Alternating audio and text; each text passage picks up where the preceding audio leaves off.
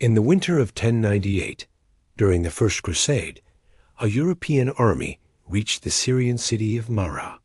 They were not invaders anymore. They were starving. The Crusaders, mostly French and Norman knights, had spent years marching, fighting, and besieging cities. Supplies were gone. Horses were dead. Hunger was everywhere. Marah stood in their path. After a brutal assault, the city fell. What followed was not mercy. Civilians were slaughtered in their homes. Streets filled with bodies. Survivors were hunted down as soldiers looted what little remained. But the worst was still to come. Winter tightened its grip. There was no food, no grain, no animals left alive. And hunger crossed a line. European crusaders began cutting flesh from the dead. Bodies were cooked. Some were roasted. Some were boiled. They ate not only enemy soldiers, but civilians. This is not rumor. This is recorded by Christian chroniclers themselves.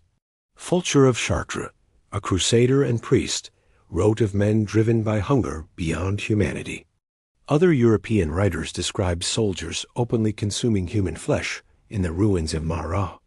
It was not hidden. The acts were visible.